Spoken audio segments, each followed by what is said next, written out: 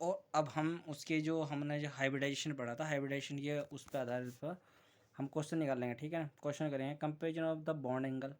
अब bond angle में ना क्या था कि बॉन्ड एंगल हमने पहला बहुत, जब हम वो विस्पर थ्योरी पढ़ रहे थे वहाँ से हम ना जो बॉन्ड एंगल था उसके बारे में हमने पढ़ा था वहाँ से, ठीक है ना।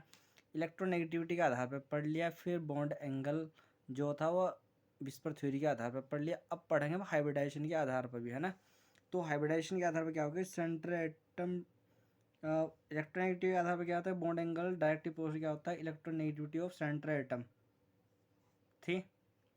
फिर अगर अगर सेंटर एटम क्या है, सेम नहीं है, डिफरेंट है, तो हम लोग इलेक्ट्रोनेगेटिविटी के आधार पर पढ़ लिया, विस्पर थ्योरी के आधार पर पढ़ लिया। अब पढ़ेंगे हाइब्रिडाइजेशन के आधार पर, ठीक है ना। वो मैंने बता चुका पहले से मैं। अब क्या होगा ना, arrange the following in their decreasing order of a bond angle. अब बॉन्ड एंगल के बताना है ना आधार पर, ठीक है। तो क्वेश्चन कैसा होगा, देखिए जैसे कि सी एल है, इसके साथ होते एक माइनस यहाँ से, तो कितने हो गए 8, और 6 लेकर भाग गया वो, तो भाई 6 तो लेके चले गया, वो बचा एक। अगर 6 ले गया तो 3 बॉन्ड बनाए ना मैं, क्योंकि हमें पता था कि जो सुपर बॉन्ड होते हैं ना मैं, 3 समय, अगर दो दो डबल डबल बॉन्ड है 3 जगह, तो क्या करना है उसका, हम उसको एक कंसिडर करना नहीं करना। तो 3 तो बॉन्ड पेयर होंगे और एक लोन पेयर बच जाएगा। तो जब 3 बॉन्ड पेयर एक लोन पेयर हो जाएगा तो क्या होगा, sp3 हाइब्रिडाइजेशन हो जाएगा, एक लोन पेयर है, ठीक है ना।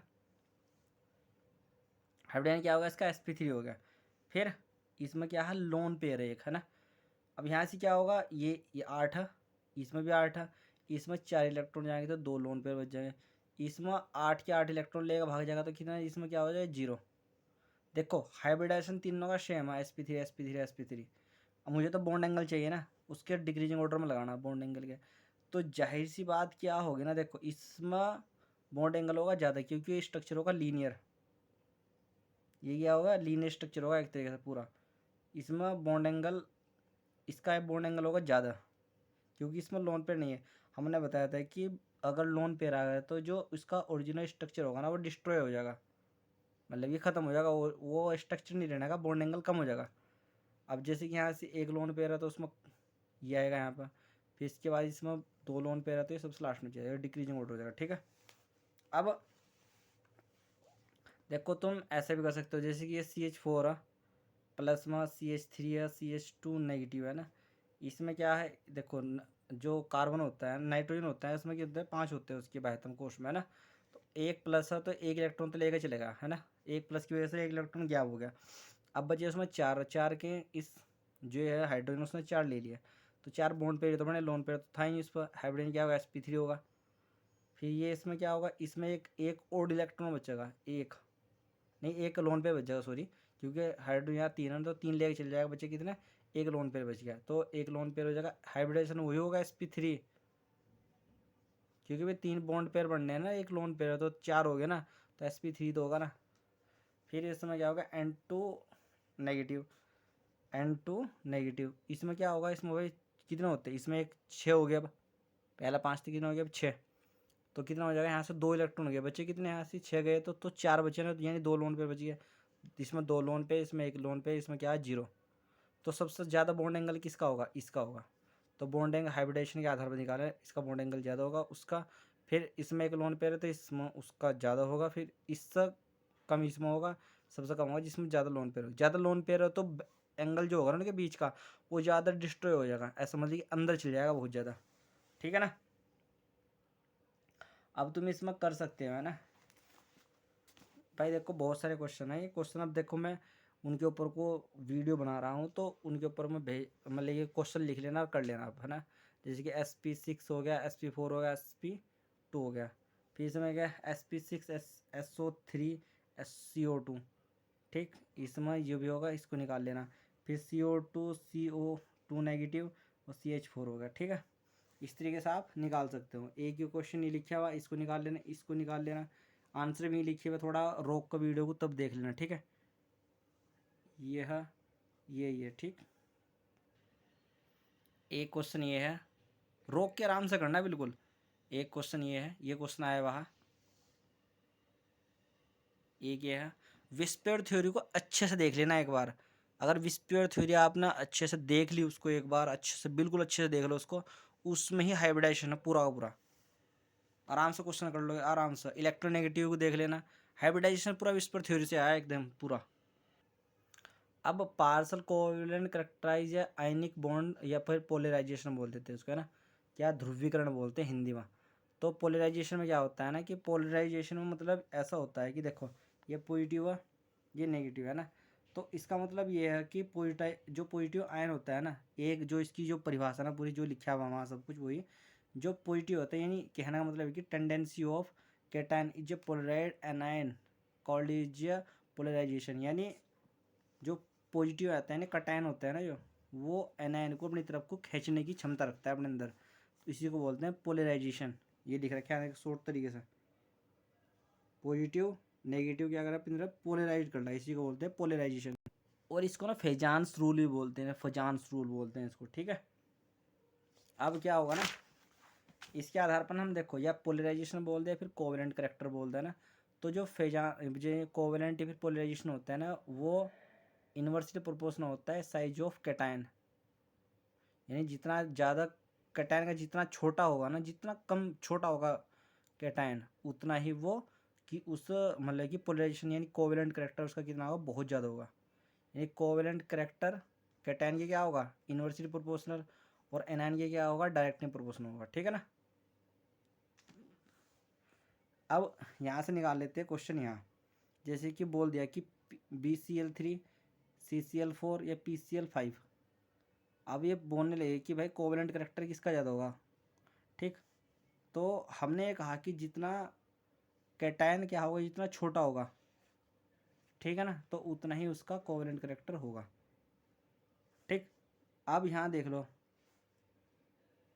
जितना छोटा होगा, अब जो फॉस्फोरस है, अगर तुम पीरियोडिक टेबल देखेंगे तो फॉस्फोरस कहाँ से आता है, फॉस्फोरस का जो परमाणु क्रमांक होता है कितना होता है 15, कार्बन में कितना होता है, कार्बन होता है 6, और इसका ये है हमारा बोरॉन, बोरॉन कितना होता है उसका केवल और केवल 4 ही होता है ना।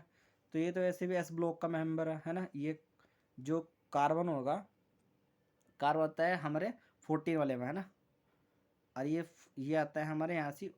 कहने का मतलब ये इसका साइज़ सबसे ज़्यादा छोटा होगा, इसका साइज़ उससे बड़ा होगा, इसका सबसे बड़ा साइज़ इसका होगा। अगर आप देखो ना कि लेफ़्ट टू राइट मतलब कि साइज़ छोटा होता है, अगर हम इधर से इधर जाओ ना और सारणी के अंदर, तो साइज़ इधर क्या होता है छोटा हो जाता है ना, और नीचे को जाओ तो बढ़ता है साइज़। तो कोवेलेंट करेक्टर पॉजिटिव देख लेना इसका, ठीक है ना। अब तुम क्वेश्चन कर सकते हो, है ना, जैसे sodium iodide, sodium barium, sodium chloride, sodium fluoride, तो इसमें आयनिक करेक्टर देख लो इसका, है ना। तो देख लो भाई सोडियम आयो देखो सोडियम सोडियम सब में, अब फ्लोरीन देख लो, क्लोरीन ब्रोमीन आयोडीन, तो सबसे छोटा साइज किसका फ्लोरीन का, फिर सबसे बड़ा किसका क्लोरीन का, फिर ब्रोमीन का, फिर सबसे बड़ा किसका भाई आयोडीन का सबसे बड़ा होता है। नहीं, और अप टू डाउन क्या होता है बढ़ता है ना साइज। तो को आयनिक करेक्टर किसका ज़्यादा होगा, आयनिक करेक्टर होगा इसका ज़्यादा होगा, पोलराइजेशन पावर इसकी ज़्यादा होगी सोडियम फ्लोराइड की। अब तुम इस पर निकाल सकते हो, है ना, जैसे कि देखो यहाँ पे सेंटर एटम कौन होगा क्लोरीन, इसके following in the decreasing order of the covalent character, यानी कोवेलेंट करेक्टर का डिक्रीजिंग ऑर्डर निकालना है ऐसे, है ना। जैसे कि ये है ऑक्सीजन में कितना होता है, अगर इसका इसके ऊपर चार्ज निकाल लूँ मैं, इस पे क्लोरीन पे यहाँ कितना होगा भाई इसके कितना हो गया 4 दूनी 8, एक इसमें से माइनस कर दो तो प्लस क्या इस पर कितना हो जाएगा भाई, इस पर होगा प्लस के 7, इस पर होगा भाई ये 6 होगा ना, तो 6 एक इसमें माइनस कर दो तो 6 इस पर कितना आ जाएगा 5। अब ये 4 है इसमें से 3, अब इस पर कितना आ जाएगा प्लस के 1, ठीक है ना। तो सबसे ज़्यादा चार्ज यानी कैटायन का चार्ज जितना ज़्यादा होगा उसका आयनिक करेक्टर उतना ही कम होगा, यानी ठीक है ना। अब हमें निकालना है इसका डिक्रीजिंग ऑर्डर में, डिक्रीजिंग ऑर्डर क्या होगा, सबसे ज़्यादा किसका होगा, सबसे ज़्यादा होगा हमारा इसका, फिर इसका, फिर इसका, फिर इसका, ऐसा होगा एनायन का होगा ना, क्योंकि वो क्लोरीन यहाँ एनायन है ना कि कैटायन, ये भी ध्यान रखना, ठीक है ना, कि वो इलेक्ट्रॉन लेता है ना कि देता है। कभी कभी ऐसे क्वेश्चन आ सकते हैं थोड़ा सा कंफ्यूज करने के लिए, CuCl या फिर सोडियम क्लोराइड में कौन ज़्यादा किसका वो होगा, कौन ज़्यादा कोवेलेंट करेक्टर किसका होगा, तो कोवेलेंट करेक्टर होगा CuCl का होगा, NaCl का नहीं होना, क्योंकि अगर इसको सोडियम को या पॉजिटिव कर दे तो नोबेल गैस का कॉन्फ़िगरेशन ले लेगा, है ना। तो इसमें कोवलेंट तो होने का ही नहीं बिल्कुल भी, क्योंकि ये नोबेल गैस हो गया तो ठीक, ये Cu प्लस में हो गया तो ये स्यूडो नोबेल गैस बनना, तो इसके आ जाएगा। एक्सेप्शन है इसका एक फेजांस रूल का, जैसे कि सोडियम क्लोराइड हो गया, KCl हो गया, रुबीडियम हो गया, तो होना तो चाहिए क्या इसका भाई, सोडियम छोटा है, पोटेशियम ज़्यादा बड़ा है, और रुबीडियम तो और भी ज़्यादा, तो ये कोवलेंट करेक्टर है इसका, है ना। लेकिन आयनिक करेक्टर क्या होता है इसका, चेंज हो जाता है ना। ये तो सही है, इसका कोवलेंट करेक्टर सही है, लेकिन आयनिक करेक्टर ऐसा नहीं होता। आयनिक करेक्टर में क्या होता है ना, इसके आयनिक करेक्टर और क्या होगा कोवलेंट करेक्टर दोनों क्या होते हैं यहाँ से सेम हो इसके दोनों, देखो है ना, इसमें कट का निशान लगा रखे हैं यहाँ पे, ठीक है। रीजन भी दे रखा है, due to the greater lattice energy of a sodium chloride take then KCl and KCl then RBl, ठीक है ना। जो लेटिस एनर्जी वो ज़्यादा बहुत है ना।